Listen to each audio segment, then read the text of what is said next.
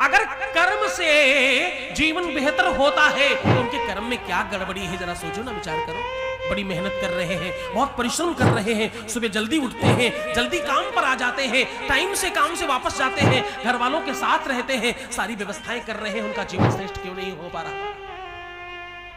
क्योंकि पूर्व जन्म में उन्होंने कुछ ऐसा काम किया है, पूर्व जन्म में उन्होंने लोगों को कष्ट दिया है, दुख दिया है। इस जीवन में उनको सुख मिलेगा या नहीं?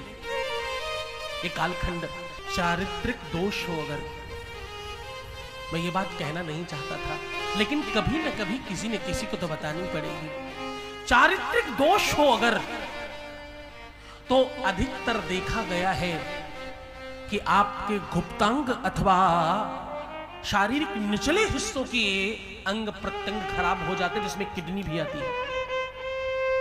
हाँ, और वो ठीक नहीं हो पाती। फिर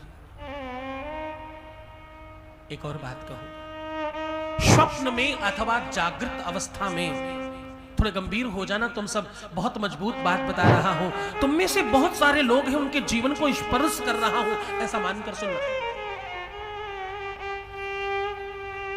जीवन में बहुत बार जागृत अवस्था में अथवा शयन में, स्वप्न में, किसी भी तरह से तुम किसी ऐसे रिश्ते के प्रति अगर लालायित होते हो, ध्यान समझना, मैं चारित्रिक दोष के संदर्भ में बात कर रहा हूं, लालायित होते हो और तुम्हारा मानस अशुद्ध होता है, ये बहुत विशाल पाप है।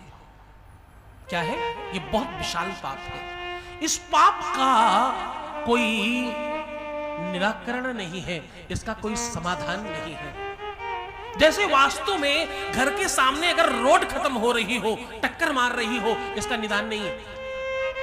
घर के कोने कट रहे हो, इसका निदान नहीं है। वैसे ही अगर तुम अपने बहुत निजी रिश्तों के प्रति आपका मन खराब हो जाता है अथवा तुम चिंतन में हो जाते हो, तुम कर कुछ नहीं रहे हो, तुम केवल सोच रहे हो, तुम विचार कर रहे हो, अपनी भाई बहन, पिता, चाचा, नाना, काका, बुआ, मौसी, बुआ, जो भी बहुत निजी नियर सर्किल वाले रिश्ते जो हैं, उनकी बात कर रहा हूं,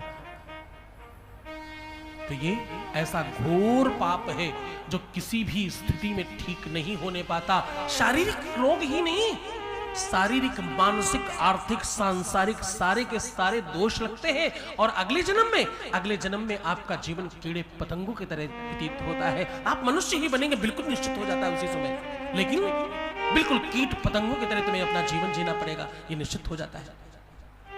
चुकी माता शस्त्रा दुरित्रावा, मैं तुम्हें वेद वेदांत की बातें बता रहा हूं, गंभीरता से सुनना।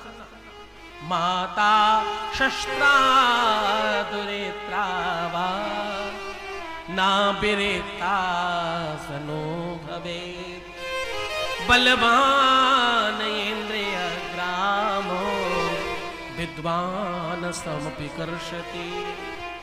वेद कहता है एकांत में अपने बहुत निजी रिश्तों के साथ भी प्रवास नहीं करना चाहिए। क्यों? क्योंकि इंद्रियों का समूह बहुत बलवान है, कभी भी कुछ बिगड़ सकता है।